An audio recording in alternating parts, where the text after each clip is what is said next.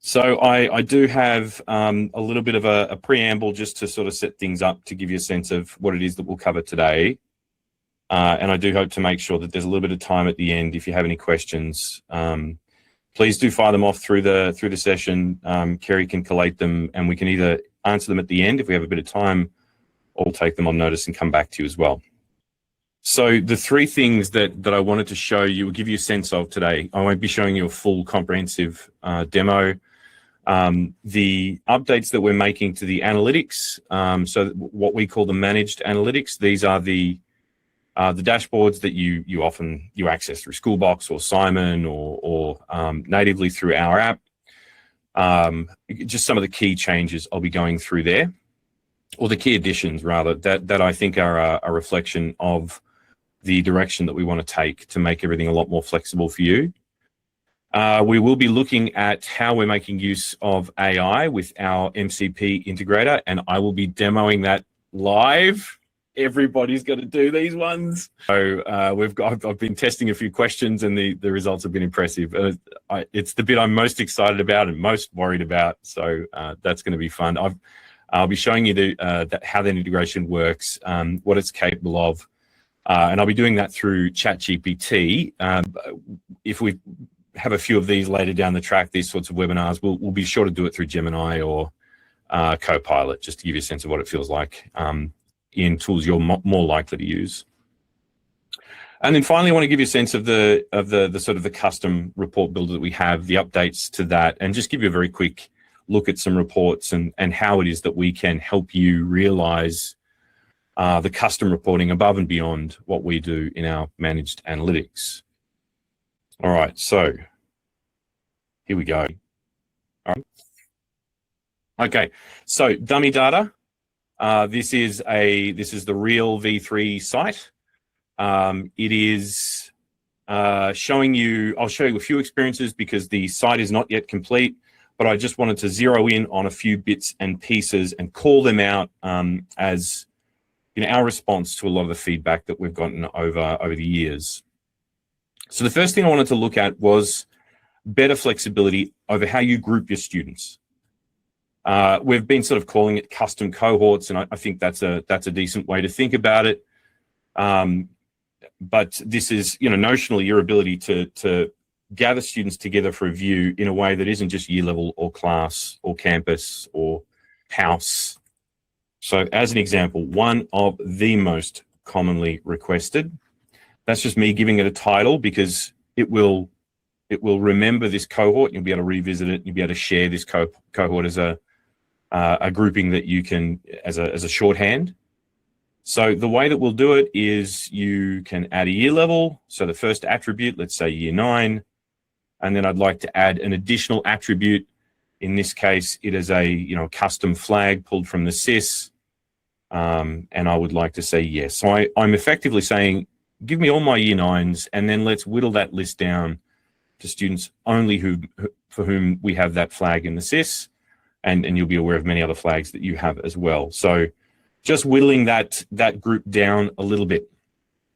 Okay, so that's the first thing, better flexibility over grouping of students. Now, I'm going to try and move through this rapidly, but there's some bits and pieces that I really want to land. So I'm sure you'll have questions after the fact. Okay, this visualization you can ignore. It's placeholder. It's what we have as V2. It will be different. But what I do want to point out is, again, this notion of improved flexibility for you and ways that you can treat Intellischool as kind of a staging environment for the collation and dissemination of information, even outside of these managed analytics. So I've landed on this attendance page. I've got my year 9 NCCD students. I've got this table of data, which is not terribly useful. It gives me an overall attendance, but I'd like to know so much more about attendance. The most commonly requested thing is, can you pull in the student ID? Yeah, okay, we'll do that. But why not pull in a few other things too, like days absent, days late, homeroom absences? Or if student ID is not the most commonly requested, then it's that one. So first and foremost, what we're doing is we're creating a data table. It's not terribly exciting, but we can do exciting things with it. once we've collated the information that we're interested in, the next thing we might want to do is say, well, okay, let's make sure that we're only looking at this, we're only collating data, and then we're applying some thresholds. So we're pulling together only what we're interested in. So maybe, in terms of this particular kind of data, I'm only interested in students with a high number of homeroom absences. So you would go through and you'd pull all of the kinds of data in that you're interested in. You might want to filter down to see students who, their attendance is below 85% and have X number of days absent and have X number of days late. So you have this data table that describes the various types of absenteeism in this case, because this table is available on every cohort page. And then you filter it so that it's just showing the values or the thresholds that you're interested in. Then you can do a couple of things with it. One of the things that I'm really excited about is the notion of scheduled reporting. So this is where this data table, you've curated it, and now you can take that and send it out as information that other people might benefit from, saving them having to come in and do all of this again. And I don't know if this is a good thing or a bad thing, but saving them from having to come into the analytics. So pick your frequency, pick your day that you want it sent, pick your time, pick your format. Yes, PDF. So many people have asked, can we generate a PDF? Okay, let's do that. Link to a live dashboard. So, encouraging them to come back in here, and then they can interact with that data. But all of those other formats as well, in case you want to work with this data elsewhere. And we know that so many schools want to do that. If you're inviting other recipients, it works in a way that's very similar to Pulse, in that there's roles, there's named roles, and you might want to put in a little note just in case you want to give some context for why they're receiving this and what it means. So once you've created this, it then keeps an index of that report.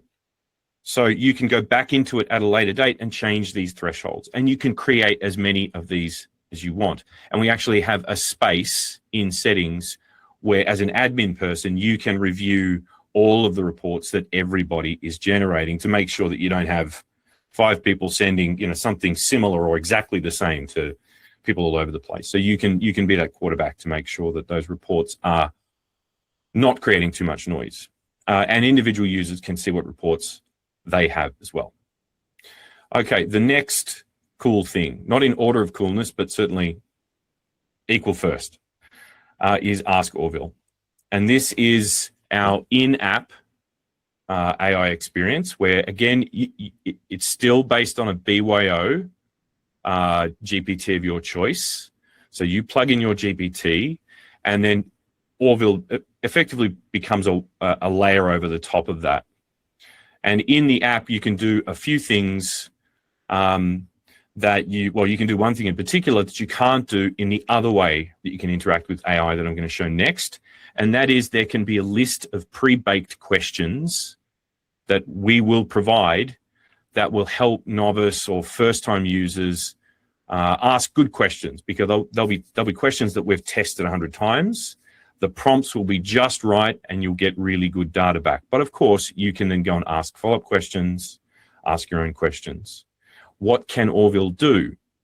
Orville will be connected to your data warehouse via our MCP. I'm going to demonstrate all of that live straight after this. But in short, Orville in-app can help you understand what's on the page, can direct you to support through help articles, etc., can describe key terms, but can also do some pattern recognition and some analysis for you. The in-app experience is not going to be released in October. I'm going to go through the timelines towards the end. It's a later advancement, but it's definitely this year. Okay, so the alternative to the in-app AI experience is what I want to show you next. This is ChatGPT. Well, I have a subscription, obviously, but in no other way is it different to the kind of ChatGPT that you could get. The only difference is that we have in settings, in plugins, connected to, in this case, a dummy warehouse of data. And then just like any other plugin, just like any other integration that you can plug into a GPT, like Gmail or your calendar or whatever, you get a sense of the kinds of things that, in this case, our MCP can do for you. And here's just a sort of a quick look at some of the things that it does right now. But this library of skills and resources is what Intellischool is just going to continue to grow.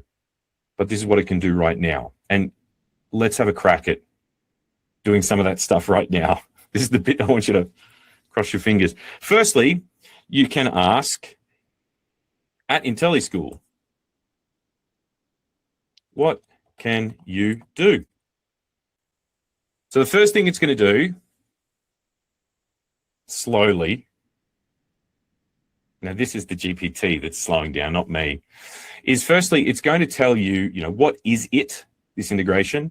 What kind of things can it do? Some examples of the things that it can do, and the limitations of what it can do as well.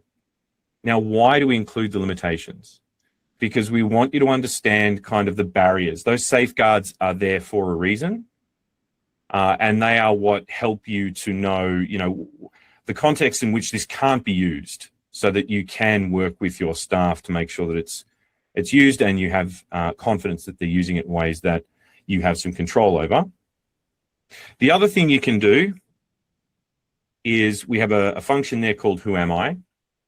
Now, what this will do is tell me exactly what permissions I have, which may differ to what this MCP integration can actually do. So there might be some things that I don't have access to.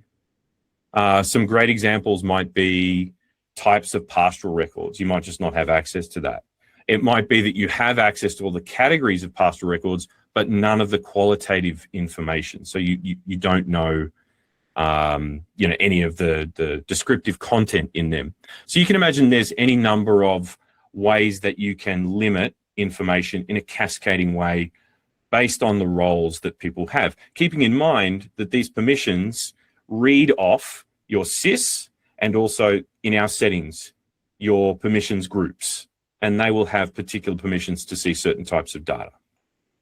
Okay, great. It can do some things. Well, let's actually see it do a thing. So the question that I don't mind telling you is pre-baked, and we have checked to see that it works, is find any apparent learning gaps using 23, 25 NAPLAN, and 25 and 26 ACER PAT-M for the following ILP students. And we've got 2 students' names. Now, the reason we had to pre-bake these is because it's a dummy data set and it is nowhere near as expansive as your actual data sets will be. So for context, I don't have any attendance data in here. I don't have any pastoral data. We've got, basic performance data. We've got some, as you can see, some NAPLAN and ACER data. The ACER and NAPLAN data is not, we don't have the curriculum mappings, but you will in a real database.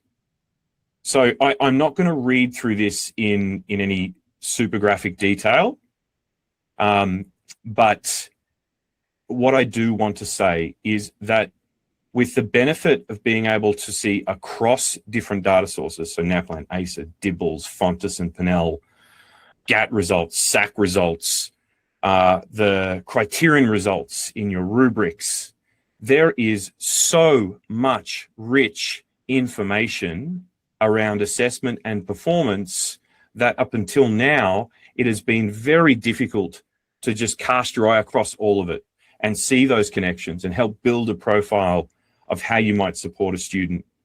And the testing that we've been doing is exactly along those lines. It's like, give me everything and let's find the learning gaps.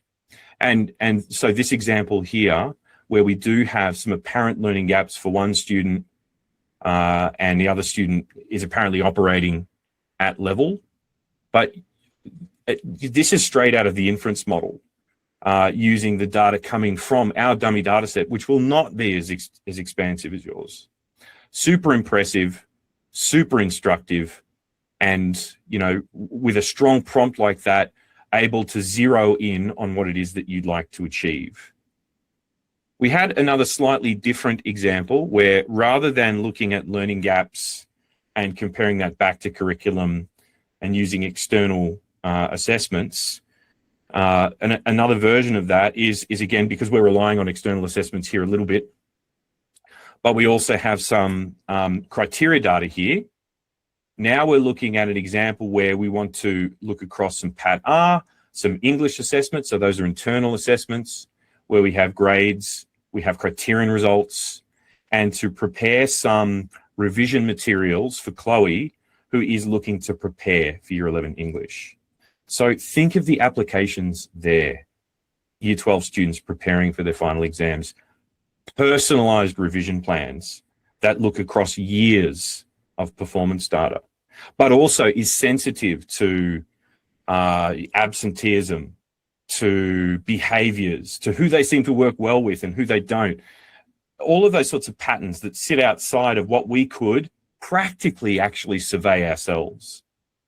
I can't tell you how excited I am by the possibilities. But I mean, what we have here is just a wonderful breakdown of how to assist this student. And this application is one I'm really excited about as well. An ILP, personalizing performance plans, personalizing and differentiating performance plans for students can be practically really time consuming. But now we can do it in a way that is meaningful, that is based exclusively on data, but is practical for classroom teachers to do. All right, I am desperately conscious of time. I think I could just keep going with this. I look forward to being able to work with any number of you to really test this out, to see exactly what it can do, to really hear about the kinds of applications you're putting this to as well. But I'm particularly excited about curriculum mapping and about differentiation and ILPs, and helping students who are right on the top end of that performance spectrum and all the way down the other end, where we know it can be just hugely time consuming to differentiate for those groups of students.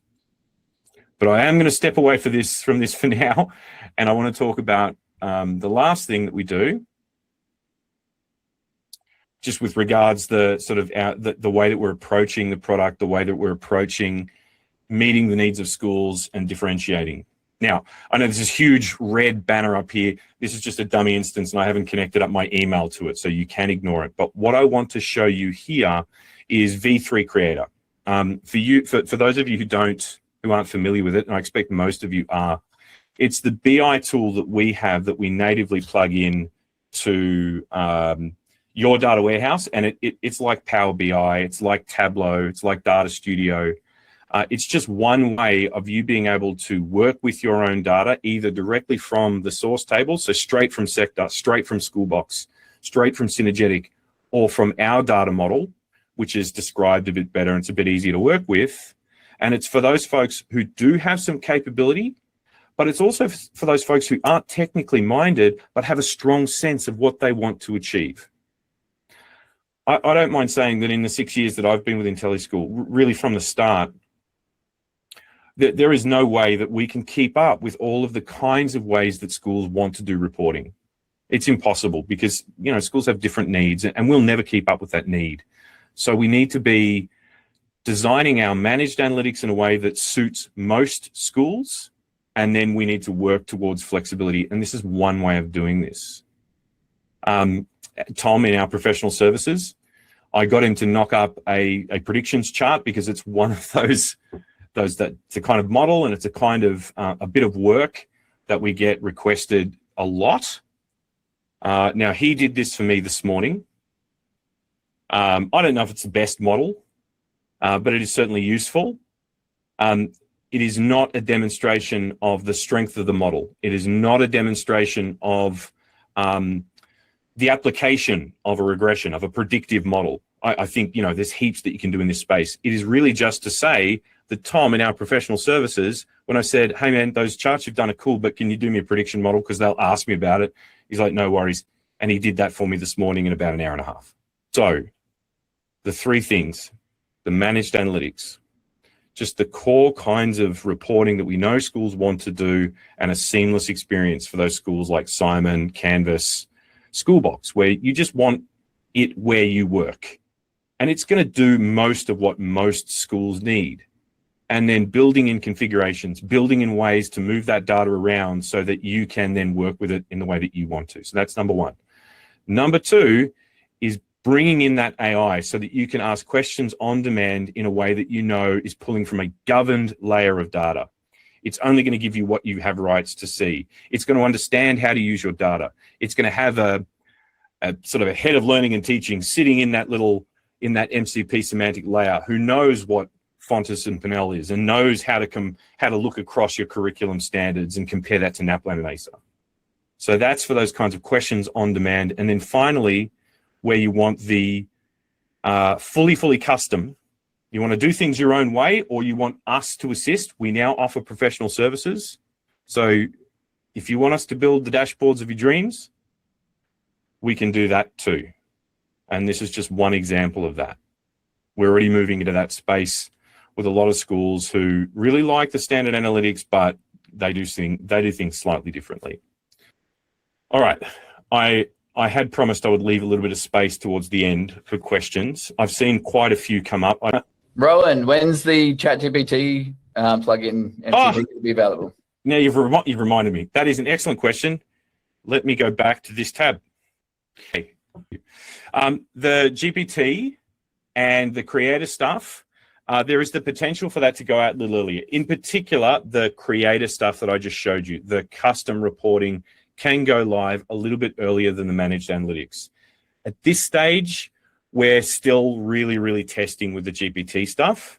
So it looks like it will go out when we want to cut schools over from V2 to V3. So you'll see in my timeline there, the majority of the new work, the new features, plugging in your own GPT will all happen in October. And while the hurdles that we have to jump before we can make, where you can plug in your Copilot or whatever, there are fewer hurdles ahead of that than there are the managed analytics, getting all the V3 analytics out. We're still inclined to spend the time testing and building out that library of skills in our MCP. So October. Hey, Rowan, sorry about that.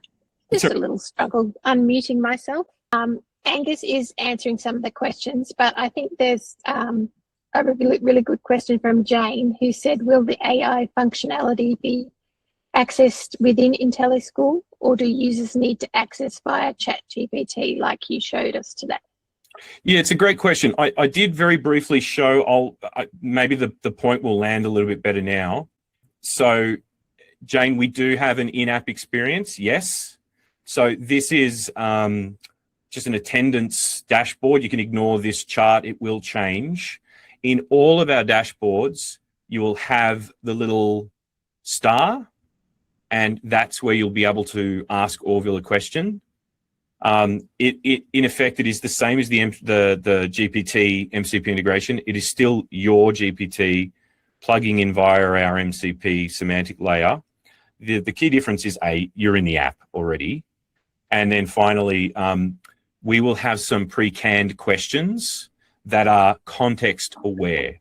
So the questions in the attendance page will be about attendance, and we'll know those questions will get you really good results. There's also one in the chat that Jared asked, but Angus has answered it for us, but it might be worthy of telling or mentioning to everybody. And it's asking how many attributes can you have as filters for custom cohorts? So the number that we had there is probably about right for now. Where the limitations will be the way that we'll call them dimensions, the things that you can filter on. There'll be all the typical things like everything that you already have, and you'll be able to use them in combination. The ones that we're still working through are the ways that schools store custom flags and how that differs from different source systems.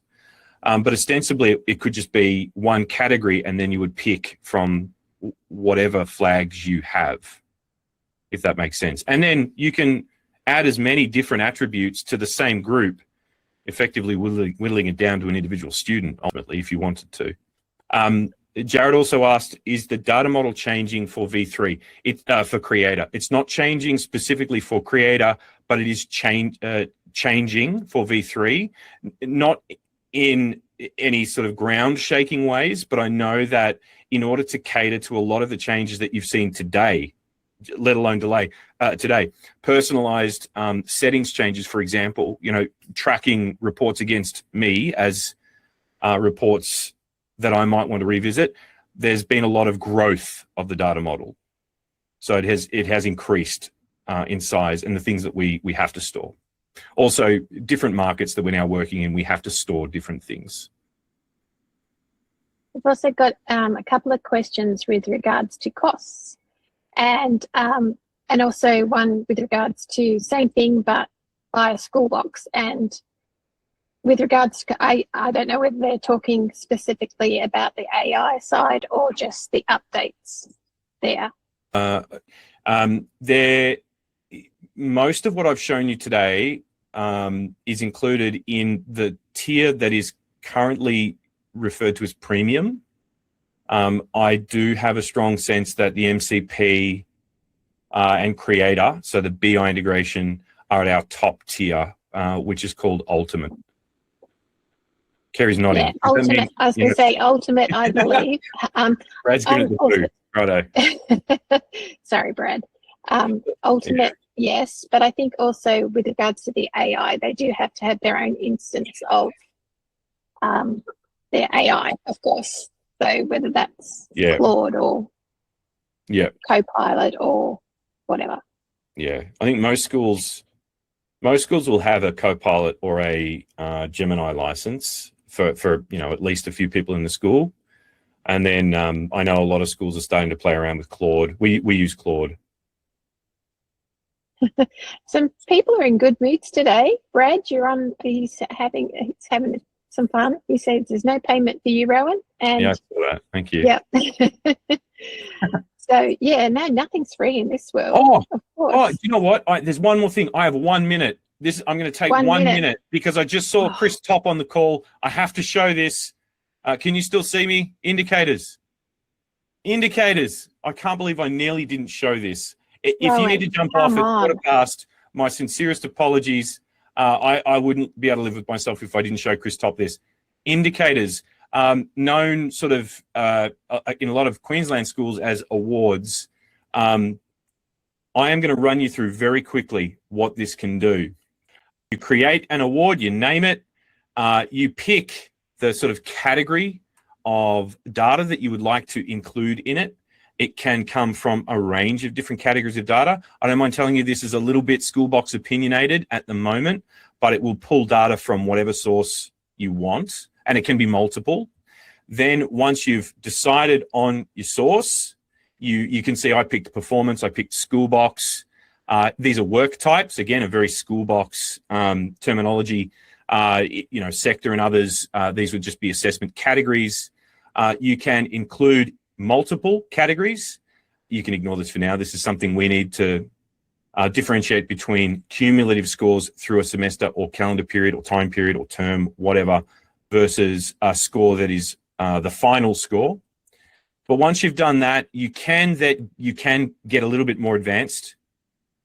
You can start to whittle it down. So I've picked assessment items, but now I might want to whittle it down to very particular assessment types in that assessment item. And then I might want to whittle it even further down to individual criterion. So picking, I know the work with the guys at King's, there's very particular criterion selections that need to take place. Some things get removed, other things get included. So wanting to be able to be quite granular, then also be able to apply it to some year levels or all year levels, be able to define how many times along a time-based continuum you would like to see it. So GPAs, once a year. End of semester results might be a semester. If it's attitudinal, maybe it's term-based. Maybe it's all of the above. I'm going to term one. I don't think you'd ever see that, but whatever. Then you can pick the way that you want to calculate that result. Then you can decide how you want to see it. Is it an integer? Is it a percentage? Is it a grade scale? If it's a grade scale, you pick from predefined grade scales. You pick where you want it. Any of these charts, tables, where does it go? Who sees it? And finally, who's going to get access to this? Is it all users? Is it parents? Is it students? Is it all of the different roles in the school? Now, this is what we call the simple awards builder. I reckon this is going to apply to about 90% of the cases. For those schools that have been track 1 and do awards, we have a complex version of this, which I will not demo now. It does require a bit of SQL here and there, but it will allow you to combine and exclude and really make up all of the indicators of your dreams. And if you then have those indicators in your tables, you could publish them. You could then build scheduled reports off your indicators. So again, that whole thing about flexibility. For those of you stuck around for the extra 3 minutes, I really appreciate it. I'm sorry, Chris, that I didn't get to that till right now. We're obviously very excited about being able to do indicators. It's really the core of what we do. Indicators is available to all packages. It's not a premium, it's not an ultimate, because it's really at the core of how we'll work with schools to define end of period results, an end of term result, an end of semester, GPA, all of that stuff. All right. Everybody's sticking around, Rowan, because it's good stuff. I nearly fell over. I got so excited. I know. Look at you. Right. I really, really have demonstrated everything that I wanted to demonstrate now. So I'm hugely appreciative of the time and the questions. And please do follow up if you have any other questions. If there's something you really want to see that you aren't sure is going to be included, and particularly if you're interested in custom reporting, we can look at that much earlier than the V3 managed analytics. Rowan, we should probably also, if we can, just take 1 minute of their time, mention about our professional services, which a lot of them may not know about. So we do have a person, Tom, who is running our professional services, and you're probably best to explain that than me, Rowan. Yeah, that's what I'm referring to with the custom dashboards. If you are interested in getting any custom work done, we now do that. You can be in touch with Kerry or me if there is an interest in having custom dashboards built. And it doesn't have to be with Creator. With V3, we can plug in a BI tool of your choice. Obviously, those are paid services, though, just worth noting. I reckon we're good then. Thank you, everybody. Thanks for taking time out of your long day at the end of a long day. I think why the Western Australians are so happy is because they're still only halfway through the day, of course. But yeah, well, thanks to Rowan. We will send out a recording and we will put in writing the answers to those questions as well. And anything else we think of in the meantime that might be useful for you. So hope you're as excited about all those changes as we are, or as Rowan is. He's super excited. He's been living it for a while though too. I get to play with it now. With it. Yeah, it's really real. It's cool. All right. Thank you, everybody.